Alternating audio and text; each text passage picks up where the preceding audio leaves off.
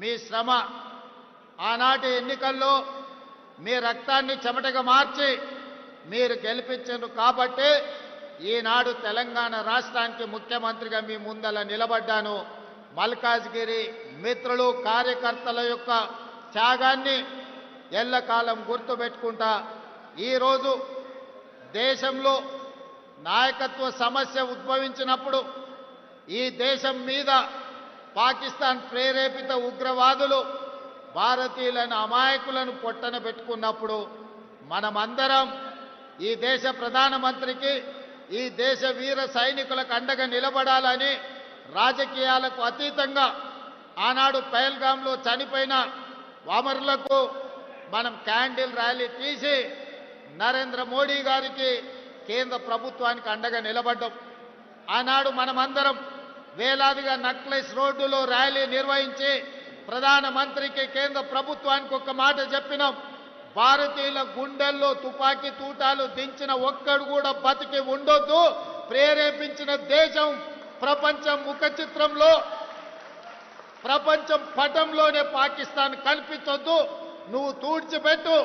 4 కోట్ల తెలంగాణ ప్రజలు నీకు అండగా నిలబడతారని నక్లెస్ రోడ్డు మీద నుంచి మనము వారికి మద్దతు పలికినాం. ఆనాడు రాహుల్ గాంధీ, సోనియా గాంధీ, మల్లికార్జున్ ఖర్గే గారు, మీనాక్షి నటరాజన్ గారు ఒక్కరే చెప్పారు. దేశ భద్రతకు సంబంధించిన విషయం వచ్చినప్పుడు రాజకీయాలకు అతీతంగా మనందరం కలిసి ఉండాలి. ఎన్నికలు వచ్చినప్పుడే రాజకీయాలు, దేశ భద్రతకు సంబంధించిన విషయం వచ్చినప్పుడు 140 కోట్ల మంది ఏకమై మన మీద దండెత్తే వారిని తుద ముట్టించే వరకు మనం అందరం కలిసికట్టుగా ఉండాలి. మనం కలిసి పోరాడాలి. ఈ దేశాన్ని గెలిపించుకోవాలి. సైన్యానికి అండగా నిలబడాలి అని మనకు ఉద్బోధించారు.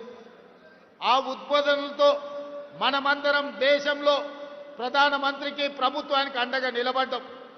ఆనాడు పాకిస్తాన్ మీద యుద్ధం చేయాలన్నా వద్దా, పాకిస్తాన్ను ఏ విధంగా ఎదుర్కోవాలి అని ప్రధానమంత్రి అఖిలపక్షం పిలిస్తే అఖిలపక్ష సమావేశానికి రాహుల్ గాంధీ గారు, మల్లికార్జున్ ఖర్గే గారు హాజరయ్యి సంపూర్ణంగా విశ్వాసం ప్రకటించడమే కాదు సంపూర్ణమైన మద్దతు కేంద్ర ప్రభుత్వానికి ప్రకటించారు.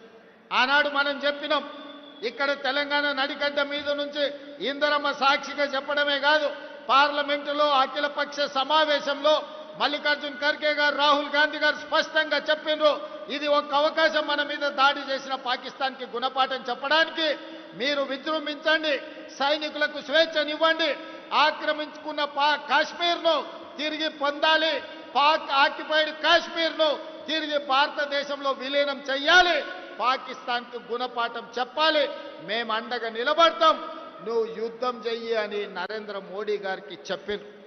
మరి ఈరోజు నేను అడుగుతున్న మిత్రులారా, ఆనాడు యుద్ధం చేయాలనుకున్నప్పుడు, ఆనాడు మన దేశం మీద మన పౌరుల మీద దాడి చేసినప్పుడు అఖిల పక్షాన్ని పిలిచి అన్ని ఆలోచనలు చేసి ఆనాడు మా అందరి మద్దతు తీసుకున్నాడు.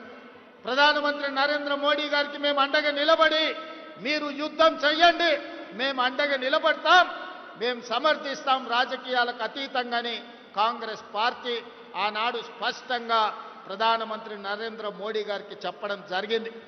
4 రోజులు యుద్ధం తర్వాత మరి ఏమి జరిగిందో, ఎవరు బెదిరించిండ్రో, ఎవరు లొంగ తీసుకున్నారో, ఎవరికి ఎవరు లొంగిపోయినరో మనకు తెలియదు. కానీ అర్ధాంతరంగా అమెరికా ప్రెసిడెంట్ ట్రంప్ బయటకు వచ్చి నేను యుద్ధాన్ని ఆపేసిన, భారత్ను బెదిరించిన అని ట్రంప్ ప్రకటించే పరిస్థితి వచ్చింది అని అంటే, ఈ దేశ ప్రధానమంత్రి యుద్ధం చేయాలనుకున్నప్పుడు, పాకిస్తాన్ మన మీద దాడి చేసినప్పుడు పార్లమెంటులో అఖిల పక్షాన్ని పిలిచి చర్చించాడు.